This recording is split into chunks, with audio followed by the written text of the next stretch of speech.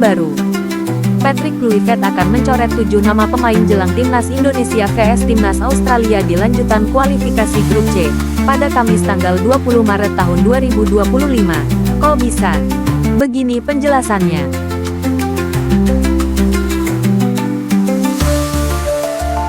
PSSI baru saja merilis skuad sementara, yang berisikan 27 pemain untuk laga Timnas Indonesia vs Australia dan Bahrain sebanyak 27 pemain. Namun, itu belum termasuk Emil Audero, Dean James, dan Joey Pelupesi yang masih dalam proses naturalisasi. Sebelum lanjut, jangan lupa subscribe Bola Kita channel sebagai bentuk dukungan dan dapatkan informasi seputar sepak bola lainnya. Terima kasih atas like dan subscribe-nya guys. Lanjut. Sesuai jadwal, Emil Audero, Dean James dan Joey Pelupesi telah mengambil sumpah warga negara Indonesia di KBRI Roma, Italia, pada Senin tanggal 10 Maret tahun 2025. To all Indonesian people, our spirit for the World Cup still continues. Our spirit for the World Cup still continues. our spirit for the World Cup still continue. And also terima kasih to Mr. President Prabowo. Terima kasih to President Prabowo. Terima kasih to Mr. Prabowo. I'm ready to give anything for Indonesia. I'm ready to give everything for Indonesia. I'm ready to give anything for Indonesia. Let's go Indonesia. Let's go Indonesia. Let's go Indonesia.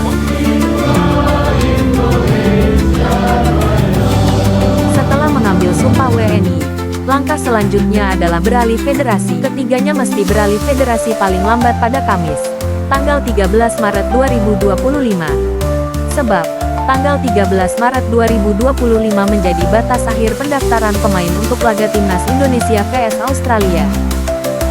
Berkaca kepada kesuksesan peralihan federasi Kevin Dix yang hanya butuh 1 hari, diprediksi Emil Audero, Dean James dan Joey Pelupesi tersedia untuk laga melawan Australia. Jika 3 nama di atas sudah eligible, itu berarti ada 30 nama yang terdaftar untuk melawan Australia dan Bahrain.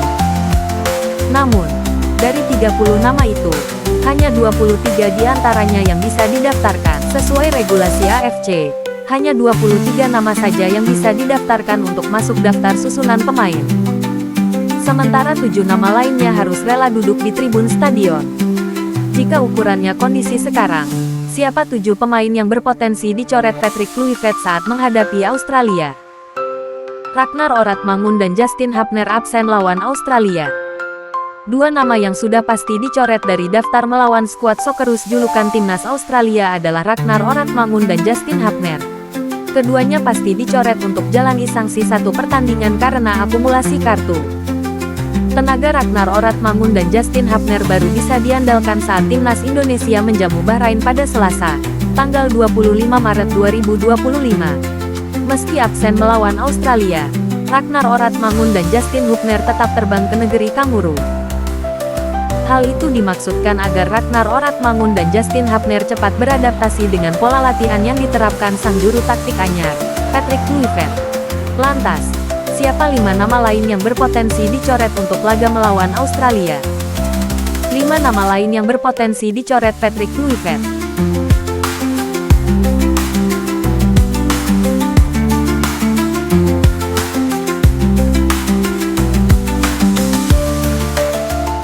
Memprediksi 5 nama itu adalah 1. Nadeo Argawinata, 2. Muhammad Ferrari, 3. Egy Maulana Fikri, 4.